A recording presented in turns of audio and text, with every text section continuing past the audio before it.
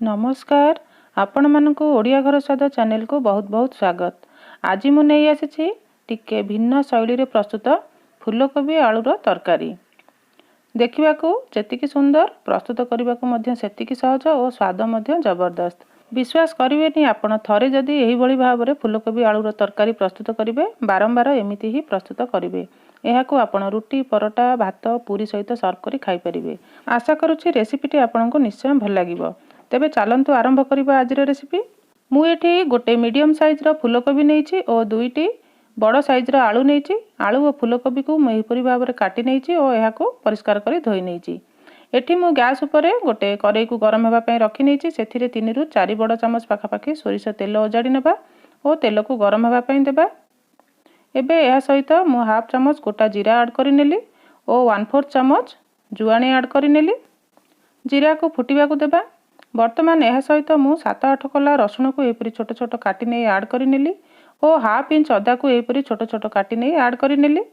यह को चलाई नेबा। वर्तमान यह सहित आमे काटिकी नैथिबा आलू को ऐड करि नेबा। आलू को तेल सहित आमे पाखापाखि 2 मिनिट भाजी नेबा। गैस रो फ्लेम को मीडियम टू हाई मीडियम रे रखिबा। यह को लीड कवर करि नै भाजी नेबा और मझरे मझरे यार लीड को खोली नै गोलाई नेउथिबा। पाखापाखि 2 मिनिट आलू को भाजीबा परे एबे यह सहित आमे काटिकी नैथिबा फूलकोबी को ऐड करि नेबा और यह को मध्य आलू सहित मिसाई नै पाखापाखि 3 रु 4 मिनिट भाजी नेबा। गैस रो फ्लेम को मीडियम रे रखिबा। यह को लीड कवर करि नेबा और मझरे मझरे यार लीड को खोली नै गोलाई नेउथिबा। वर्तमान आपण देखि पारुथिबे पाखापाखि 3-4 मिनिट भाजीबा परे आलू और फूलकोबी पाखापाखि 80% सिझी आसिलानी। एबे यह सहित आमे किछि गुंड मसला ऐड करिबा। प्रथमे यह सहित आमे स्वाद अनुसार लूण ऐड करि नेबा। एबे यह सहित हाफ चामच हळदी गुंड ऐड करि नेबा। हाफ चामच लंका गुंड ऐड करि नेबा। 1/4 चामच जीरा गुंड ऐड करि नेबा।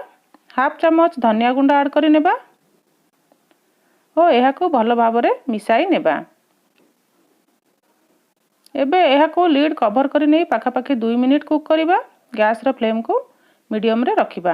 मझरे मझरे यार लीड को खोली नै गोलाई नेउथिबा।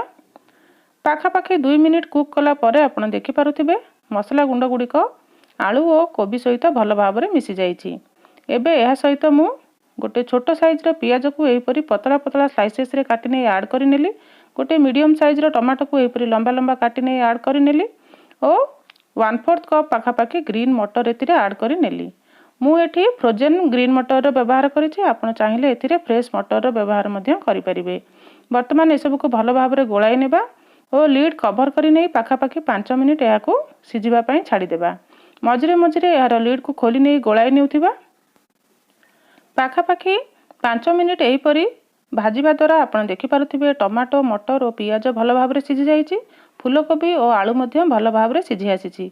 शेष में आमे एथिरे हाफ चामच पाखापाखि गरम मसला पाउडर ऐड करि नेबा और अल्प धनिया पत्र को एपरि काटी नै ऐड करि नेबा।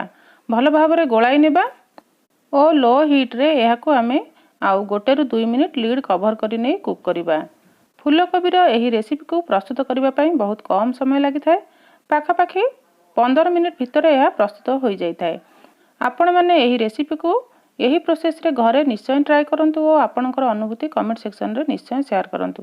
पाखापाखि 2 मिनिट यह को भाजीबा परे यह प्रस्तुत हो जाइछि। गैस रे फ्लेम को ऑफ करि नेबा और यह को एक सर्विंग बाउल को ट्रांसफर करि नेबा।